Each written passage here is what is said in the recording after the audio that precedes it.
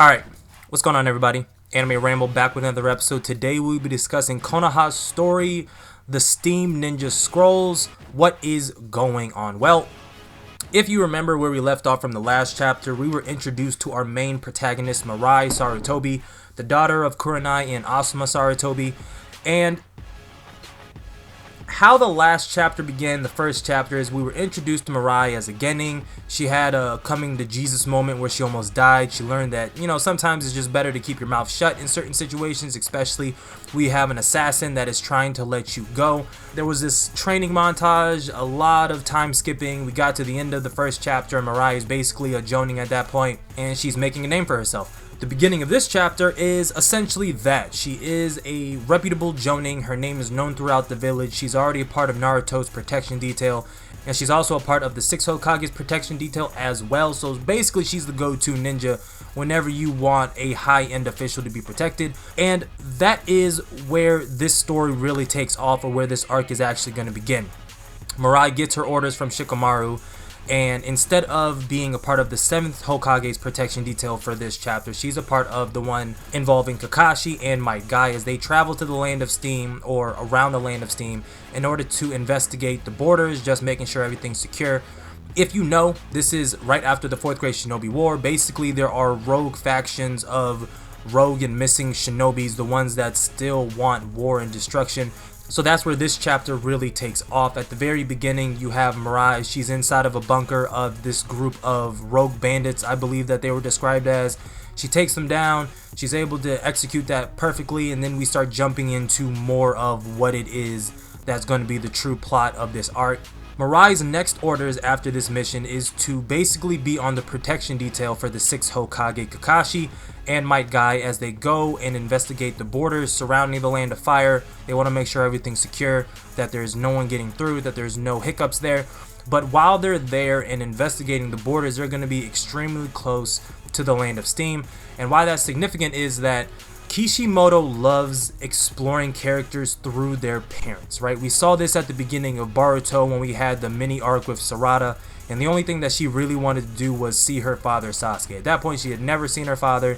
She didn't know much about her father. She didn't even believe that Sakura was her mother. So we took a little moment and we explored Sasuke through Sarada and really brought that whole family connection dynamic that Kishimoto wants. We brought that full circle. It stressed this chapter that Mirai doesn't know much of anything about her father other than that she only knows him through a picture. So I can only imagine that this chapter we're going to explore Asuma and who he is while they're in the Land of Steam. The main reason why I think this is because the person who killed her father, Hidan, is native to the Land of Steam. So I imagine we're going to find out a lot more backstory about Hidan, who he is, and the village as a whole, because a little fact about the Land of Steam is that they've really devolved themselves from war. They're like Switzerland, right? They just want to remain neutral. If you want to come, by all means come through. They have a lot of tourism and stuff like that, but they're really not about war. They're not about that action. Of course, they have some extremists in the case of Hidan, so we might see some Hidan sympathizers there in the Land of Steam that might want to throw a wrench into Kakashi and into Might Guy, making some issues for Mirai.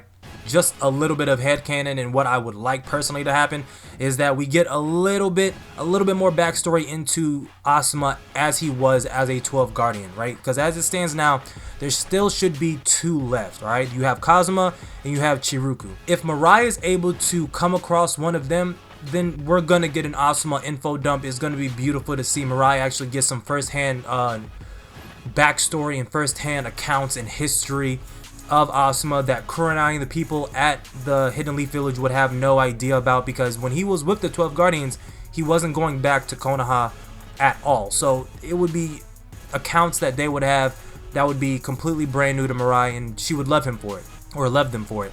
If Kazan pops up and we start getting information about Kazan, because during the Naruto Shippuden era, Kazan was the leader of the Hidden Steam Village, okay? So if he pops up, he's still alive and he's still around, he would have intimate knowledge of Asuma as well. He would have intimate knowledge of Hidan because he was the leader during that whole entire situation. It's possible we might be traveling down that road. And while I fully believe in what Mirai is able to do in her abilities in terms of offensive and in terms of genjutsu and jutsu related skills, I think she's good to go. She has a little bit of trouble controlling her chakra. She's not able to mold her wind nature chakra to the knuckle busters that we've seen Asuma do in the past, but she has the hang of it, right? She's able to at least infuse it into the knuckle busters. So there's that. She's good at hand-to-hand combat. I'm assuming her genjutsu skills have grown exponentially than what we saw when she fought the assassin in the first chapter. So I think she's going to be able to handle this situation. She's very on the defensive and very nervous about being the only person protecting Kakashi and Might Guy. She has it in her head that they're under the constant threat of assassins and bandits, and I guess that would make sense if they were still during the warring time. I mean, Kakashi was attacked outright as soon as he stepped foot out the village when he was escorting Naruto, Sasuke, and Sakura to the Land of Mist with the whole Zabuza arc, so it's not too far-fetched, but I mean, these are very peaceful times. Mirai, nonetheless, she is a very headsprung type of person. She has her nerves on 1,000, so when these old people are approaching, she's on guard. She thinks they're under a transformation jutsu. She thinks that the walking cane is actually a sword, so she's already squaring up with these people. And Kakashi really has to check her and is like, did you think that they were rogue shinobi that were sent to kill me? And Mirai has to play it off, but Kakashi mentions like that type of stuff just doesn't happen anymore. You know what I'm saying? It just doesn't happen. And even if it did, Kakashi is still the 6th Hokage. You know what I'm saying? Like, y'all would be fine. I'm sure Guy Sensei knows some weird wheelchair kung fu that he has perfected in the past 4 years now. So I'm sure y'all will be fine. You might not even be doing the bulk of the fighting in a situation like this. So you being on guard and wound up as you are, it's not healthy for you. I would relax.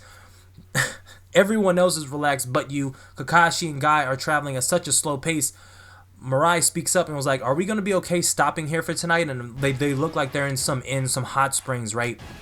Because they're near the Hidden Steam Village. That's what they're known for. They're known for their hot springs. So they stop there for the night and they're just going to relax. Enjoy the weather. Take a nice bath. Hopefully don't get attacked by rogue shinobi. Be peaceful, right? They're just there to investigate the borders. So in theory, this should not be a mission that goes crazy, but given the title and given the series that we're talking about, it's probably going to go wild. We will see in the future. The last thing I really want to touch on is the fact that Mirai is suffering from a situation of you're your parents' child. Okay, you know exactly what I'm talking about. Everybody in the Naruto series, if you come from a prominent family, it's like they have to mention it every other page. Okay, we get it. She is the daughter of Asuma. She is the daughter of Kurenai. She is the granddaughter of the 3rd Hokage. It does not need to be said every other page. We understand that chakra comes from your parents. We do not need these lessons. I know there's some people who are reading it who have never read a Naruto anything before in their life, but I mean, the basics are the basics. You don't have to mention it every other page. It's obnoxious, and even Mirai is like, look, do I even have an identity? At this point, she has been told this so many times, she doesn't even know if she has her own identity, so it's like, alright, well, can we stop beating this dead horse in there? And I'm saying this for Mirai's sake, not for my sake as a reader. Like, she is her own individual, so I'm curious to see what it is that she's going to develop in order to distinguish herself from her parents. Alright, she already has the genjutsu from her mom. She has the wind nature chakra and the knuckle busters from her dad. She's not really doing anything in particular to stand out by herself. Nonetheless, we are going to see in the upcoming chapters what is going to be going on. If you made it to the end, thank you. If you're new, go plus ultra and smash the subscribe button. Let me know you rock with the content that I put out on the channel. Like the video if you like the video, dislike the video if you dislike the video. Comment on the video your thoughts about what you think is going on, how you think this is going to play out. Do you think that the surviving members of the 12 Guardians are going to pop up and meet Mirai? I would love for that situation to happen. I would love for Kazuma to pop up, or Chiruku to pop up, or the leader of the Hidden Steam Village, Kazan, to pop up and really just deep dive with Mirai, give her some insight into Asuma, who he was, what his missions were as a 12 Guardian, and what it is that is going to be expected. It's entirely possible that she becomes a 12 Guardian just from the stories that are told from him. We know that Shikamaru was reached out to, but he declined the offer to join the 12 Guardian. So they are up and running. So there's an entire new batch of 12 Guardians, but we are wanting the ones that were during the Asuma generation, the Asuma era, to come meet her, give her some insight, maybe help her along the way, maybe teach her some 12 Guardian Kung Fu, something to help her distinguish herself and just pull her into her own, right? The one sad part about this is that we never actually saw what she got to do to earn the right to be on the 7th Hokage's protective detail. That is an incredibly immense job that needs to be undertook. It is, but it isn't. The Nine Tails and Naruto, they're on good terms, so you really wouldn't need a protective detail for the Nine Tails. But nonetheless, she's also the person who escorts him wherever he has to go. So all of them have to be immensely powerful on multiple regards and multiple fronts. I would like to have seen her journey to that top, beaten out other people who might have been selected for it, because I mean, only the strongest and best of the best are able to do the job like that. You've seen the other protective details of people who have escorted Kages down the road. Remember Danzo's escorts, incredibly powerful. Nonetheless, I will keep the content coming as frequent as infrequent as humanly possible. I'm out.